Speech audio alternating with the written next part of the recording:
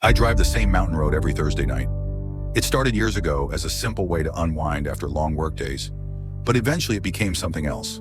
Almost a ritual I couldn't skip, even when I wanted to. The road snakes through a forest of towering pines and sharp cliffs, the kind of place that feels completely detached from the rest of the world. No traffic, no lights, no cell signal.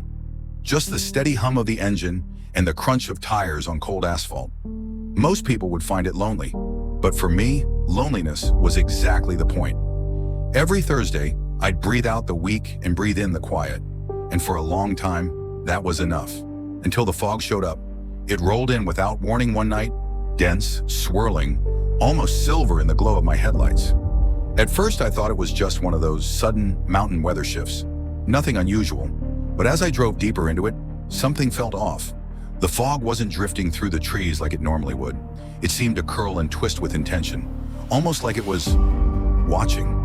I tried to shake it off, but then I saw the sign. It stood maybe 20 feet ahead, half buried in the fog.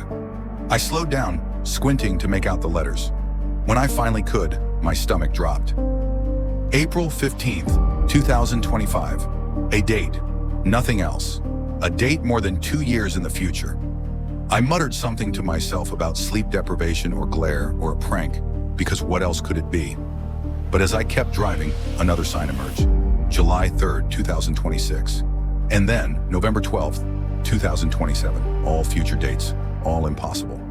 My heart hammered in my chest as I drove past the last sign, half expecting another one to appear. Instead, something worse did. Shadows, not of trees, not of animals. Human shapes.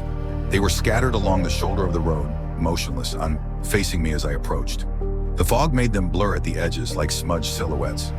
I couldn't see their faces, but I could feel their attention. Sharp, silent, focused. I eased my foot down on the gas and didn't look back. For the rest of the night, all I could think about were the signs, the dates, the silhouettes. Every part of me wanted to forget what I'd seen, to go back to pretending the mountain road was just a road. But the next Thursday, I went back. Curiosity has a way of digging into you, settling into your bones, whispering that you need answers, even when you know you shouldn't look for them. As soon as the familiar bend in the road came into view, the fog returned. Thicker this time, heavier. It swallowed the tall pines whole and blanketed the world in muffled silence. And the signs were back, but they weren't showing dates anymore. They showed images. The first sign flickered like an old television screen. Inside it, I saw myself. Just a flash. Older, more tired, slumped over the steering wheel of a car that looked exactly like mine. The second sign showed the same me, but this time from another angle. I could see my face clearly, the deep lines of exhaustion, the sunken eyes, the unmistakable weight of despair. My hands tightened on the steering wheel. Was this a vision? A hallucination? A warning?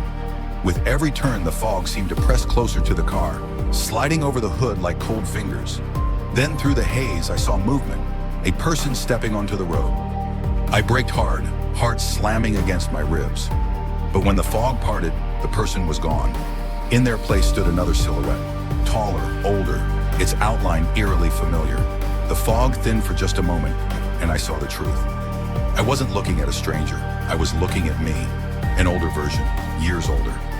He stood completely still, watching me with hollow, haunted eyes. And then, slowly, he lifted a hand, like he was warning me or telling me to turn back. Before I could react, the fog swallowed him. That night, I barely slept. I kept replaying the scene in my mind, searching for logic where there was none.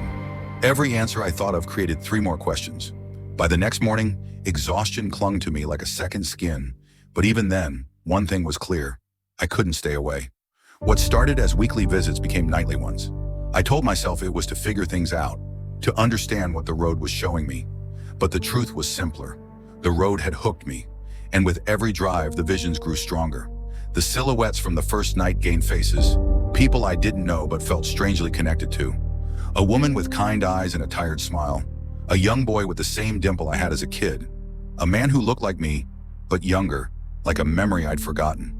Who were they? Were they my future? My past? Were they possibilities? Paths I could take if I made different choices? The fog didn't answer. It only showed more. Moments of joy, moments of heartbreak.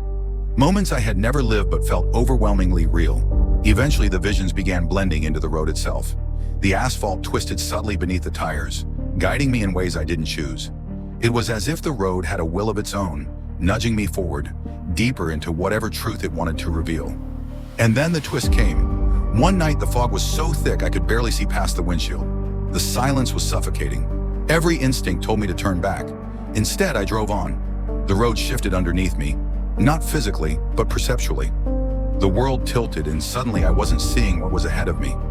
I was seeing what could be. My car spinning out of control. Metal twisting, glass exploding. My older self thrown from the vehicle, hitting the ground with brutal force. I felt the impact like a memory that hadn't happened yet. The vision faded as quickly as it appeared, leaving me gasping, gripping the wheel with trembling hands. When the fog finally lifted, even slightly, I wasn't sure where I was. What was the road trying to show me? A warning? A prophecy? Or was it creating the future by making me anticipate it? My thoughts spiraled into panic as I accelerated, desperate to escape. But as I rounded a sharp bend, I saw him again, the older version of me, standing inches from the cliffside. This time his expression was different. Not hollow, not haunting, but determined, fiercely determined. He looked directly at me and pointed down the road firmly, urgently. I slammed the brakes just in time. My car skidded, tires screeching, stopping only a breath away from the cliff's edge. One more second, and that vision would have become reality. My pulse thundered in my ears as the figure faded, and in that moment, something clicked. Maybe he wasn't trying to trap me, maybe he was trying to save me, or maybe he was trying to save himself. Because if that future version of me died on this road, what did that mean for the me who was watching it happen? The fog gathered again, swirling toward my car like a beckoning hand. The road stretched ahead, dark, twisting, inscrutable. That's when I understood the truth. This road wasn't showing me fate, it was showing me choice.